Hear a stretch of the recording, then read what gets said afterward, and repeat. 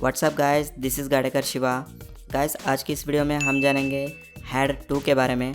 Had to का मतलब क्या है और इंग्लिश में इसे कब और कैसे यूज़ करना है, आज हम इस वीडियो में जानेंगे। लेकिन गाइस, वीडियो स्टार्ट करने से पहले मैं हमेशा की तरह आपसे रिक्वेस्ट करता हूं कि गाइस, अगर आप पहली बार मेरे वीडियो को देख रहे हो तो गाइस प्लीज़ अभी इसी वक्त आप सब्सक्राइब वाले लाल बटन पर क्लिक करके सब्सक्राइब हो जाइए, ताकि आप मेरे आने वाले वीडियोज़ को मिस ना कर सके। अगर आप ऑलरेडी सब्सक्राइब कर चुके हैं तो गाइस आपका बहुत बहुत शुक्रिया, और साथ ही साथ बेल वाले आइकन पर क्लिक करना ना भूलें, ताकि आने वाले वीडियोस की नोटिफिकेशन आपको मिलती रहे। तो चलिए गाइस, स्टार्ट करते हैं। Had to. हैड टू का मतलब है ना पड़ा या ना पड़ी या ने पड़े या ना था, नी थी, ने थे, या ना पढ़ता था, नी पढ़ती थी, ने पढ़ते थे। तो इसे हम इंग्लिश में कब और कैसे यूज़ करें? जब हम कंपल्शन यानी मजबूरी में या दबाव में या हालातों के कारण किए गए कामों को किसी और को बताने के लिए या एक्सप्रेस करने के लिए इंग्लिश में हैड टू का यूज़ करते हैं। हैड टू को इंग्लिश में यूज़ करने के लिए और इसे याद रखने के लिए मैं आपको एक सिंपल सा तरीका बता देता हूँ गाइस। बहुत ही सिंपल है गाइस। कभी भी हिंदी सेंटेंस के अंत में अगर आपको ना पढ़ा या ना पढ़ी या ने पढ़े या ना था, नी थी, ने थे, या ना पढ़ता था, नी पढ़ती थी, ने पढ़ते थे सुनाई दिए या दिखाई दिए, और जब आप उस सेंटेंस को इंग्लिश में बोलते हैं तब हम हैड टू का यूज़ करते हैं। जैसे कि एग्ज़ाम्पल, मुझे मुंबई जाना पड़ा, राजू को अस्पताल जाना पड़ा, आपको चिट्ठी लिखना था, गोपाल को बेंगलुरु जाना था, हम लोगों को कड़ी मेहनत करना पड़ता था, उन लोगों को रोज़ दवाई लेनी पड़ती थी।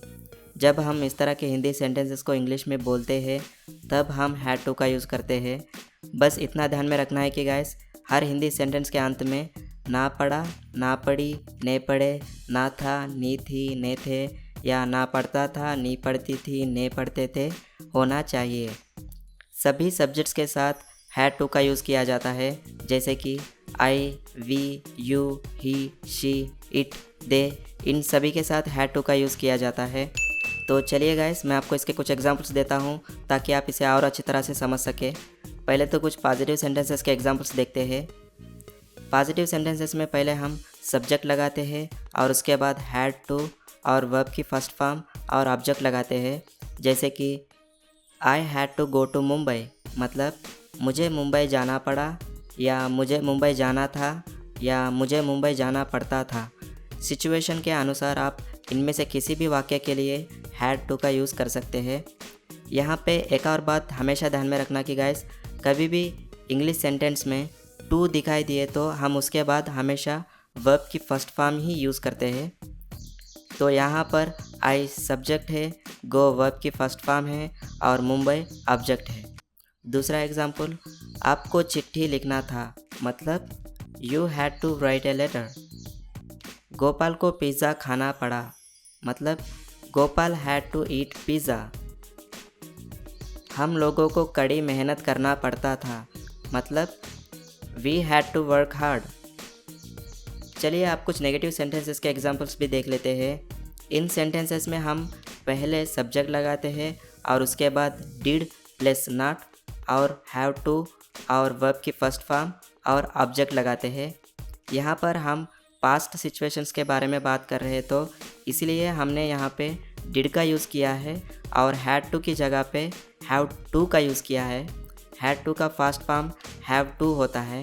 जैसे कि I did not have to go to Mumbai, मतलब मुझे मुंबई नहीं जाना पड़ा। दूसरा एग्जाम्पल, आपको चिट्ठी नहीं लिखना था, मतलब you did not have to write a letter. Gopal को पिज़्ज़ा नहीं खाना पड़ा, Gopal did not have to eat pizza. हम लोगों को कड़ी मेहनत नहीं करना पड़ता था, मतलब we did not have to do work hard. चलिए आप कुछ इंट्रोगेटिव सेंटेंसेस के एग्जांपल्स भी देख लेते हैं, यानी अगर किसी को सवाल पूछते समय हैड टू को इंग्लिश में कैसे यूज़ करना है वो भी जान लेते हैं। इन सेंटेंसेस में हम डिड को सब्जेक्ट के पहले लगाते हैं, और अगर सेंटेंस नेगेटिव होता है तो नॉट को सब्जेक्ट के बाद लगाते हैं। जैसे कि did I have to go to Mumbai, मतलब क्या मुझे मुंबई जाना पड़ा। क्या मुझे मुंबई नहीं जाना पड़ा, मतलब did I not have to go to Mumbai. क्या गोपाल को पिज़्ज़ा खाना था? मतलब did Gopal have to eat pizza? क्या हम लोगों को कड़ी मेहनत नहीं करना पड़ता था? मतलब did we not have to work hard? चलिए इन्हीं के साथ व्हेन या वाई या हाउ का यूज़ भी हैड टू के साथ कैसे करते हैं वो भी जान लेते हैं।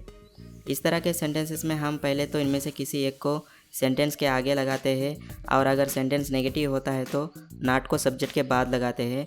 जैसे कि when did I have to go to Mumbai, मतलब मुझे मुंबई कब जाना पड़ा। दूसरा एग्जाम्पल, मुझे मुंबई कैसे जाना पड़ा, how did I have to go to Mumbai. मुझे मुंबई क्यों जाना पड़ा, मतलब why did I have to go to Mumbai.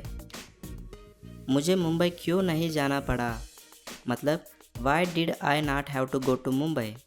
तो ये थे गाइस कुछ एग्जांपल्स हैड टू के बारे में। आई होप आप समझ गए होंगे कि हैड टू को इंग्लिश में कब और कैसे यूज़ करना है। तो गाइस अगर ये वीडियो आपको हेल्पफुल लगती है तो ज़रूर इस वीडियो को लाइक करें और मेरे चैनल को सब्सक्राइब करना ना भूलें।